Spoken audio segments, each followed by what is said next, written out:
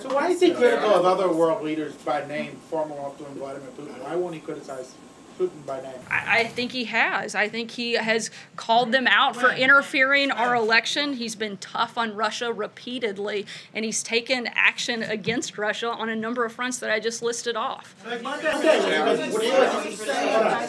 he was beside him on Monday, though. Why wasn't he critical of Vladimir Putin's actions? Look, they had a number of conversations. The president discussed some of these things directly, face-to-face with Vladimir Putin. He addressed him again yesterday. The president also sees this as an opportunity, as he said many times, to be able to work with Russia.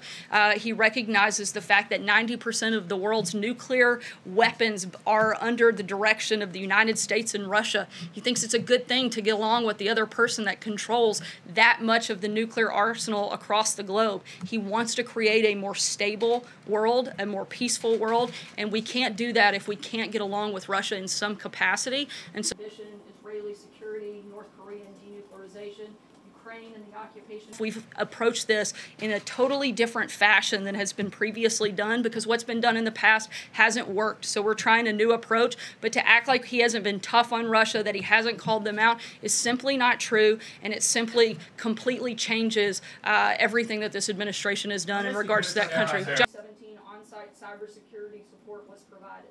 In March of 2018, he said it was an interesting idea. He didn't commit to anything. He wants to work with his team and determine if there's any validity that would be helpful to the process. But again, we've committed to nothing, and it was an idea that they threw out. The president, now this is the second time in 3 days that the president of the White House has come out and reversed what the president has said. Actually, I'm interpreting what the president said. I'm not reversing it. Opposite way. I was in the room as well, and I didn't take it the way you did. But why should this president have any credibility to Americans in what he says if, in fact, 24 hours later, or in this case 3 hours later, the White House comes out and says, just kidding?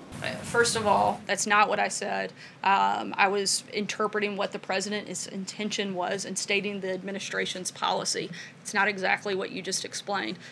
We never said just kidding. And I think that you can take the fact that the president has credibility because he saw that he had misspoken, and he wanted to clarify that yesterday, which he did. So when he sees that he's misspoken, he comes out and he says that. And Jordan. Publicly critical of Vladimir Putin. I just want to know when, because I don't think any of us remember, at least I don't remember a time when the president has publicly called out Vladimir Putin. I think by stating the fact that the president said that Russia interfered with our election, that's a pretty bold call out of another world leader. Jordan. Why did it take so long for the president to clarify the comments that he made at that press conference? Look, the president put out an initial tweet after boarding Air Force One that clarified his comments on the intelligence community. Wanted to make sure that was clear, and at the very first chance he had in a public setting the following day, he clarified his comments.